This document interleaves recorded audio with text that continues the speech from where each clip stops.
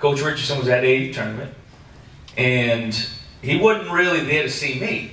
He was there to see a lot of the other more highly rated players, and we just happened to have a good team that played well together.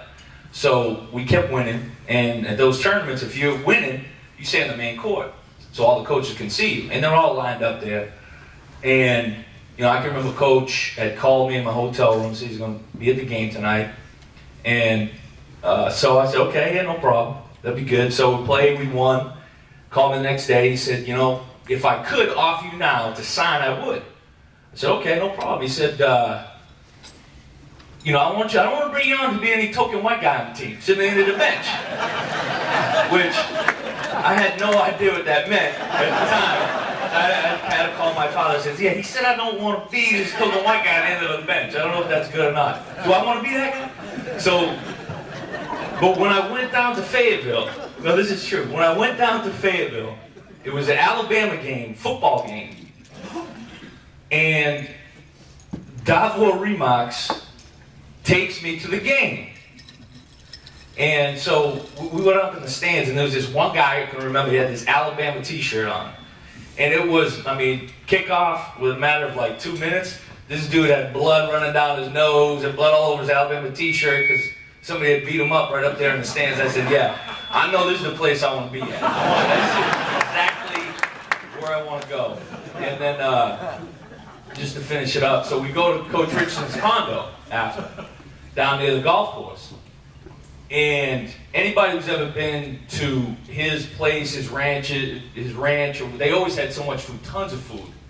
And Coach was known for these burgers, like, am I right, like this big, these burgers. He would cook them himself. Really refining my skills and trying to, be a better player and a better person.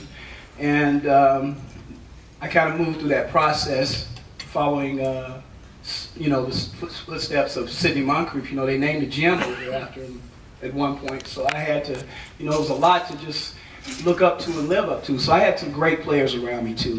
We actually would have probably had one of the most dominating teams that we would have been in high school basketball, because Willie Cutts, who a lot of you all are familiar with, was actually zoned to come to my school. And it would have been Tim Scott, myself, Darrell Watson, Willie Cutts, Anthony Walton, who was a high school All-American already, Melvin Woodbury. A lot of these guys were already great players, so I just had to kind of just fit in. So I felt real good about that. A lot wasn't expected of me.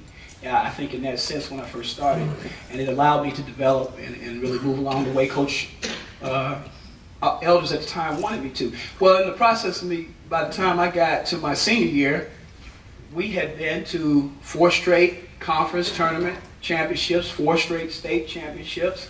So the expectation was that we needed to win it again. Arkansas State recruited me really hard. And I went to visit, and John Tate said, don't come over here. I said, why, John? I can play.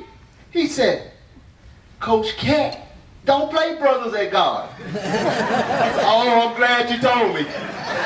So I get over to Arkansas State, and I'm looking at Coach Cat. Oh, you can fit in. So I go to practice, and I start watching. And he's exactly right. No brother played guard. Not coming here. So the way I got out of the scholarship was, I asked Coach Cat, I said, hey, do you have a scholarship for my girlfriend? And he's, yeah, I guess he had a comb over. He said, no, Ernie, can't help you. So I go to Nickel State, and they signed 2 guys. I went to Thibodeau, Louisiana, and they signed 2 guys. They signed this guy that was 7'1", big white guy. They signed this 6'6" brother.